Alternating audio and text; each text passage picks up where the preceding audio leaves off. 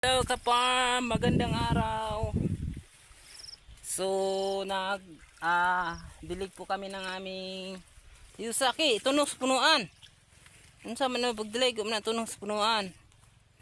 So kailangan magdilig tayo nito mga idol ng ating sitaw ay talagang i-sentro natin sa puno, yung fertilizer na dinidilig natin mga idol. Tingnan nyo po oh.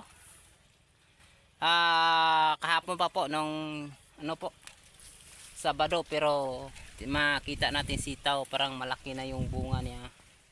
So ito po yung ating para dilig yung anak kong panganay idol, mga ka-farm. Yun oh, nagtulong-tulong sa akin kasi linggo ngayon.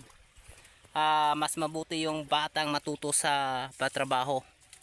So kagawa po namin ng makina namin dun sa baba ng water pump. So yun ang dahilan na nagkamuseng yung mukha ko mga idol. Ayun, yun ang anak ko mga idol oh. Tumutulong na rin ito sa trabaho namin sa farm mga idol. Yuha, puname ano, tungar man oh, daghar ba kayong tubiga.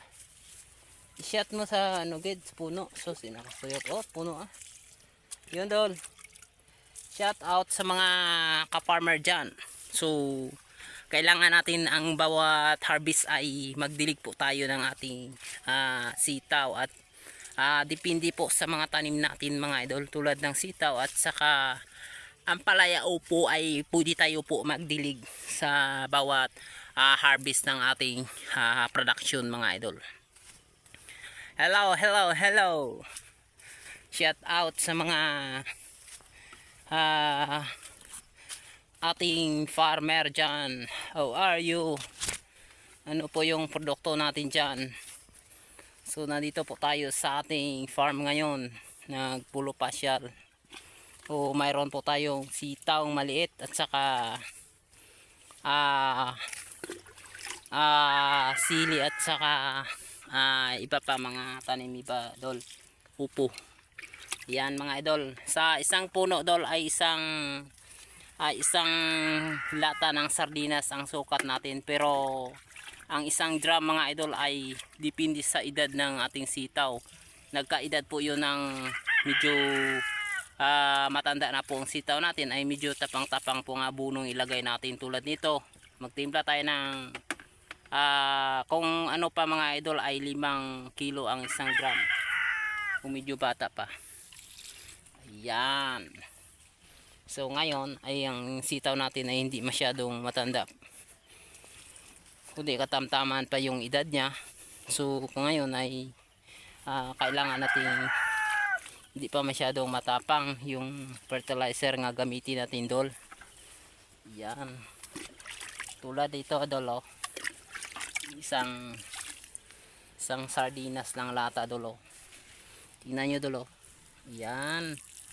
Isentro natin sa puno ng ating tanim. Ito. Yun, dito natin ilagay mga idol.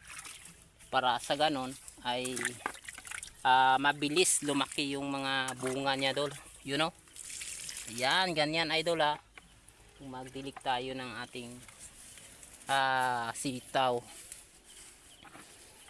Pinakatapang nitong abuno mga idol ay isang drum is 8 to 10 kilos mga idol. Pinaka tapang na po yan, pero kung bata pa yung sitaw natin ay nasa 3 lang kilo, or ang pinakamaliit ay 2 kilo mga idol.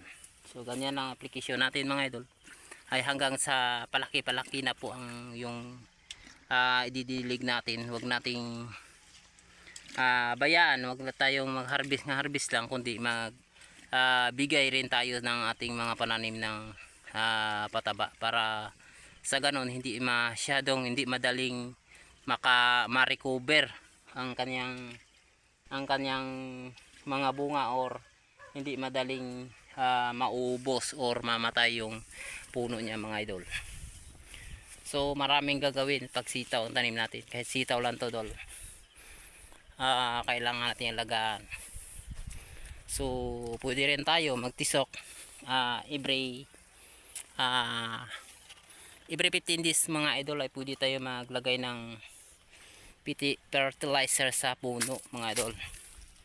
Lagay tayo sa puno ng isang scoop ng fertilizer, or kung maliit pa ay kalahating scoop lang po mga idol ang lagay natin. Pero bago mamatay yung sitaw mga idol, magtisok tayo ng dalawa or tatlo. Pinakababa ang tatlo mga idol, o dalawa, tatlo or apat nga tisok ng abono. Iba rin yun ang mga idol, mga dilig natin, kasi yung dilig ay talagang bago o pagkatapos natin mag-harvest ay magdilig tayo agad ng ating pataba sa mga sitaw. Ay para sa ganun mga idol ay madaling makarecover or madaling lumaki yung mga huli niyang mga putot mga idol. Yun o. Saka alagaan natin rin ng mga magandang spray para sa ulod, kasi yung spray ganito ay talagang